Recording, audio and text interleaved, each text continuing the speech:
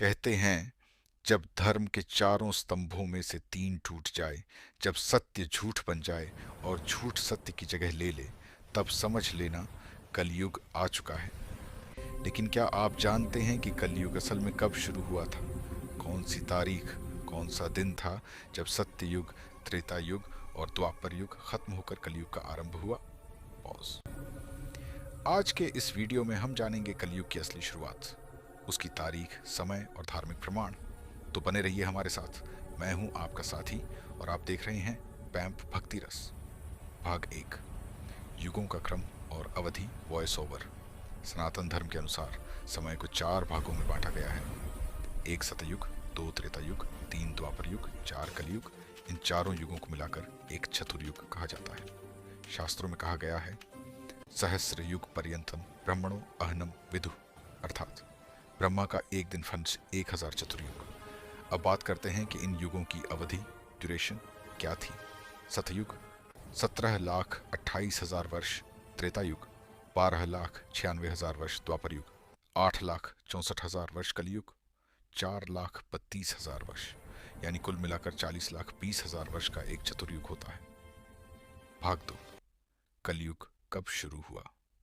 अब आता है असली सवाल, कलयुग कब शुरू हुआ।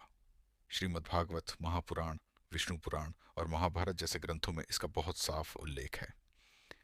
श्रीमद् भागवत भाग 12 अध्याय 2 में कहा गया है, कलिह प्रवृत्तो नृपते नृणाम द्वारकाया कथम हरे, अर्थात जब भगवान श्री कृष्ण ने पृथ्वी से अपना अवतार समाप्त किया और द्वारका नगरी समुद्र में विलीन हुई, उसी क्षण से कलयुग की शुरुआत हुई।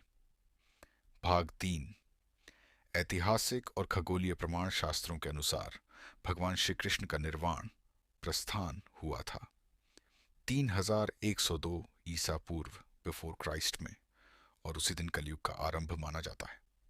खगोलीय गणना के अनुसार तारीख थी 18 फरवरी 3102 ईसा पूर्व, स्थान प्रभास क्षेत्र, आज का सोमनाथ, गुजरात।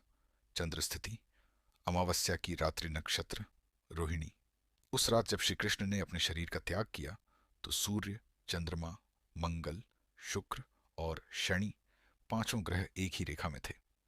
ये खगोलीय स्थिति आज भी विज्ञान द्वारा सत्यापित की गई है, यानी ठीक उसी दिन से कलयुग का पहला दिन माना जाता है। भाग 4, धर्म के चार स्तंभ और कलयुग की पहचान। सनातन धर्म के चार स्तंभ होते हैं, एक सत्य, दो दया, तीन तप, संयम, चार दान। सतयुग में ये चारों पूर्ण थे। त्रेता युग में एक स्तंभ गिरा, तप घटा।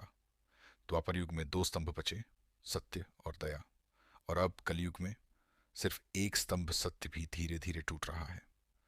कलयुग का लक्षण, धर्मो ह्यस्मिंस्त्रयो हता सत्यम केवलमवशिष्यते, अर्थात कलयुग में केवल सत्य थोड़ा सा रह जाएगा, बाकी धर्म नष्ट हो जाएंगे। भाग 5, कलयुग की गति और चरण शास्त्र बताते हैं कि कलयुग के भी चार चरण, फेजेस होंगे। एक प्रारंभिक कलयुग, 0 से 10,000 वर्ष तक धर्म धीरे धीरे कम होगा, लेकिन भक्ति बनी रहेगी। मध्य कलयुग, 10,000 से 1,00,000 वर्ष तक, पाप बढ़ेगा, आस्था घटेगी, धन और शक्ति का मोह बढ़ेगा। 3 तीव्र कलयुग, 1,00,000 से 4,00,000 वर्ष तक, मनुष्य की ऊंचाई, आयु और मानसिक शांति कम होती जाएगी।